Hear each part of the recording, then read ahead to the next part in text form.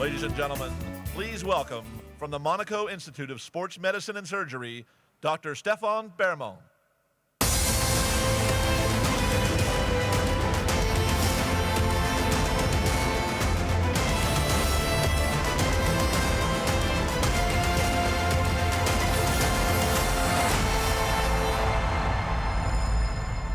Hi, everybody. I'm informed you that this session will be held in French, so for those of you who are not very familiar with French language, please you turn your translator on. Et nous allons avoir une session, je pense, courte. أولاً هي it is a very short session, and we will be focusing on cycling. And you know that cycling is one of the sport that is being practiced in all over the world. And the Tour de France is one of the most important competitions. There are some problems surrounding racing. The first one relates to doping, and the second one relates to the media surrounding the cyclist, and the third problem relates to the institutions. In order to discuss this issue, we have invited three important persons. Francesca Rossi, who is coming from Switzerland, but she's Italian.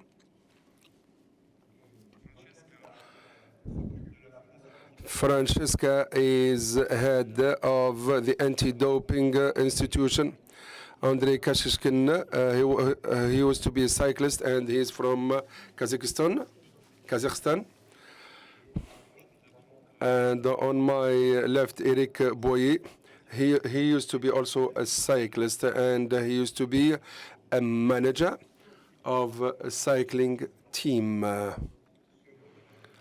And he is going to talk to us about how to manage this sport. I will start with this case study with Andrey. Andrey, you are from Kazakhstan, used to be a cyclist, and you have taken part, or you have belonged to many teams. Some teams where you were very active, some teams where you used to belong to suffered from the doping issues.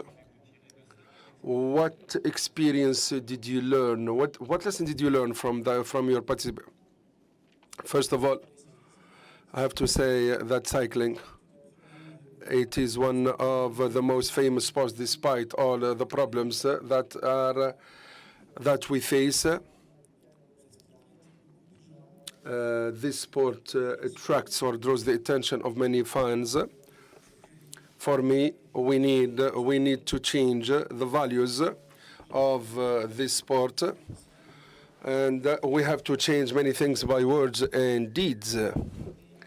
We have to have a program that is well structured, and that has to take into account the professionalism of the sport. This sport, we have to study and scrutinize all the problems of cycling nowadays. So if I understand you well, you are saying, or you are speaking about a better amelioration or improvement of the individuals. And at the same time, the cyclist must be helped by people who don't belong to the world of cycling. Yeah, to some extent, this is what I said. Because when we talk about cycling, we talk about the professionals. And we have to have people who have to restructure the concept of cycling. And these people must have the know-how, and they must know how to live. So you did belong.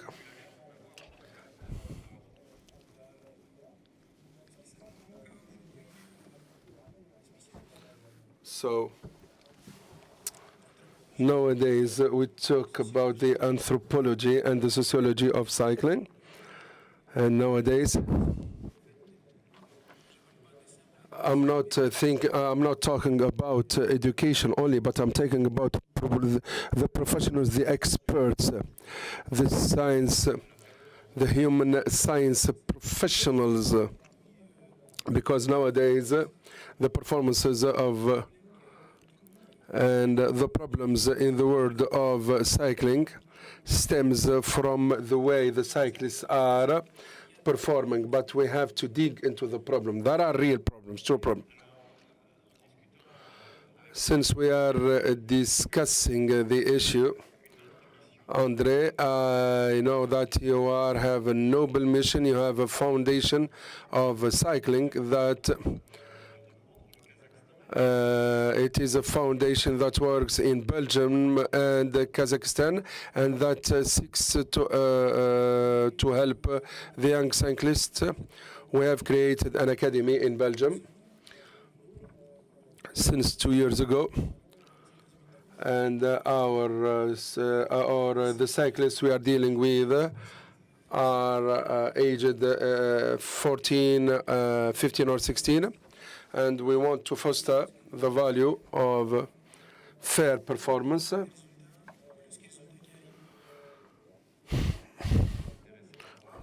So now I go. Eric used to be a cyclist in the past and used to be a manager of a cycling team, and you know the pressure of getting the right result. Andrey is right to say that the work of the athletes is very important, and we have to remain human. When we talk about athletes, we ask results from them, and we ask them to win. They are competitors, and to exist, you have to win. But also he's right.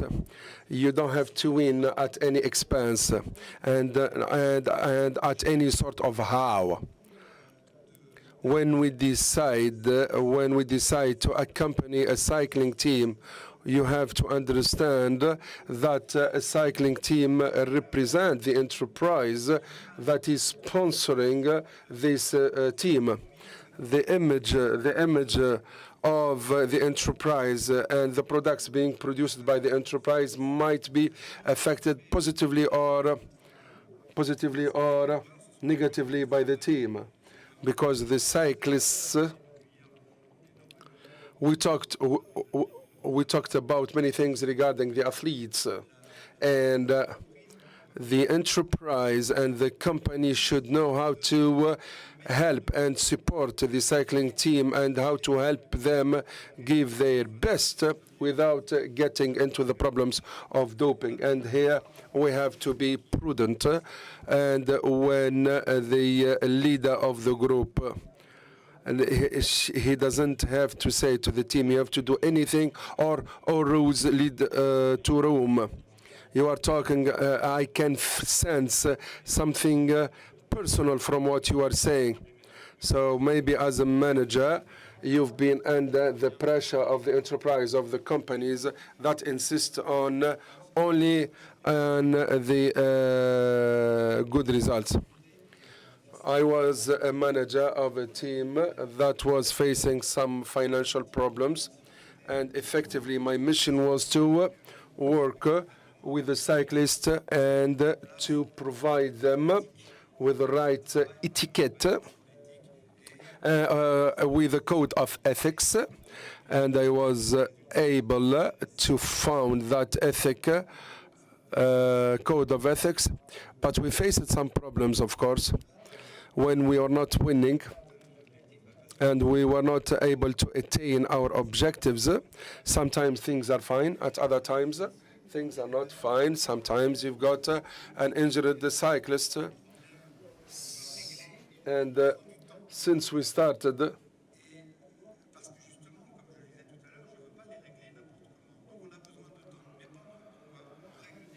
so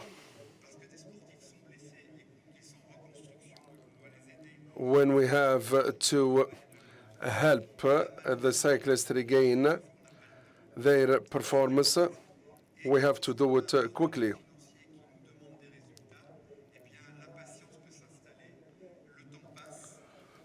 time is passing, and the lack of good results might result in bad. The pressure to get a good result from the sponsor might lead to many problems. Sometimes when you face some economic problems and when you invest a lot of money in one domain, you end up by the impatient of the sponsors, and we disregard and we obliterate certain values. Thank you, Eric. Francesca, Rossi, you are a scientist, and from science you specialize in anti-doping and specifically in cyclism or cycling. So cycling is a special sport. You study the biology of the players. As you said, I'm a scientist. I love sports, and I spent my career trying to protect the sportsmen and sportswomen, especially the cyclists. And I started my career in the laboratory. For me, it's important. There were so many improvements in the field of cycling, especially, and in what has to do with the technologies used in stopping doping. And the problems in athletics and cycling are the same, and we have to use all the manners and the ways to find the right way to stop this phenomenon. And for this reason, our institution is AMEX, which the International Association for Anti-Doping, and it's important to find the rules and to stop doping and to make people believe. And we said, so we have to organize ourselves differently. It is the institution to which I belong. It is the first federation that can stop. That can stop doping, because we don't belong to any sports company. So it is an anti-doping institution which is not based in cycling. What is the word of cycling is that the sponsors sometimes, in most of the cases, are behind the doping of the cyclist. The organizers, especially the cycling teams, are being given money to be doped. So we have the impression that the cycling teams give the money, and they would say to you, you are charged with the task of to find out whether the cyclists are being doping, are using doping or not. So individually speaking, at the level of the institution, at the level of the individual, and at the level of the team, there are so many things that need to be done. So we have to create a solid foundation for anti-doping. So now we have the institution, which means that all the actors know what it means to stop doping in cycling. But now we have to focus on education. Education can prevent doping. It's through education that we can say no to doping. And this is very important, to find the leaders that can say no. Eric, education. If tomorrow you will have the chance to manage a cycling team. In terms of education, what do you do? Well, this has to do with the young cyclist. We have to know that teenage has been dedicated by the young in order to be professional. But when we have people at the age of 21, 22, they have the ambition to succeed. And this energy must be, they are at the dawn of triumph. But we have to explain to them that they must be patient. They are only 20, and they have to remain patient. They have to react positively towards, or they should know how to react towards temptations. And most important, not to want to take part in the Tour de France, win the race, and become famous in a very short span of time. This is not the way it works. You should imagine a better career, and we, as managers, we have to help them put this into practice, and we have to accompany them and make them and stand by their sides. And we have to explain to them how things go, especially at the age of 10 and 11, between the age of 10 and 15, in order to make them, or in order to show them that short roads are not good all the time.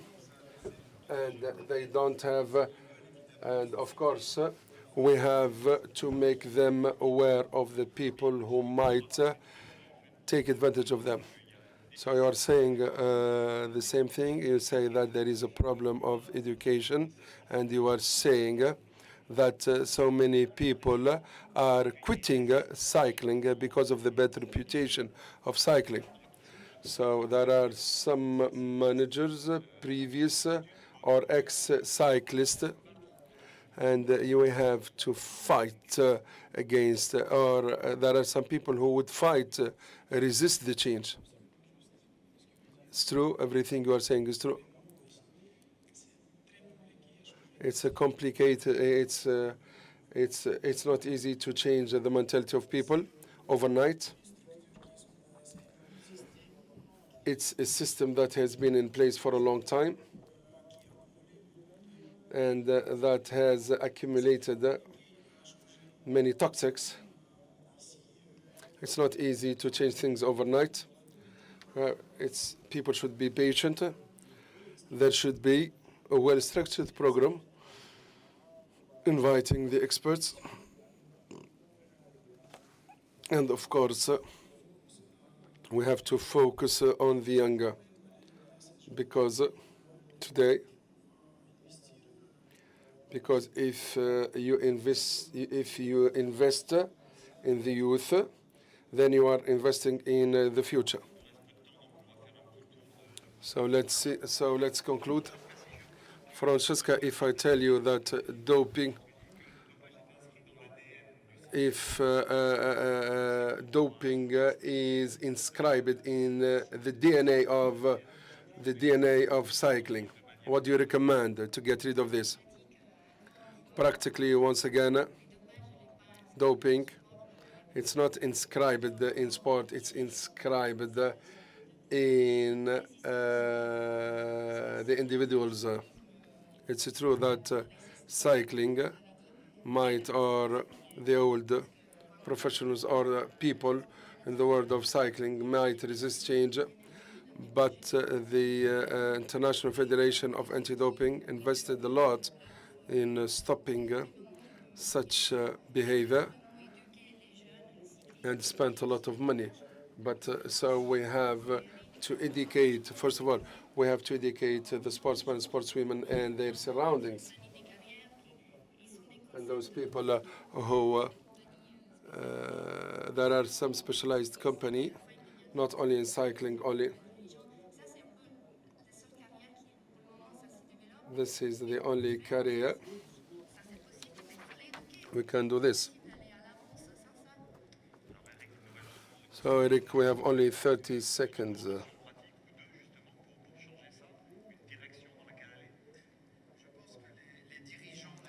I think so. We have to have athletes who are responsible for the growth of the sport, and the athletes and the sponsors must protect their athletes the same way a father and a mother protects the children. Thank you very much. Sorry for not having enough time. Thank you very much.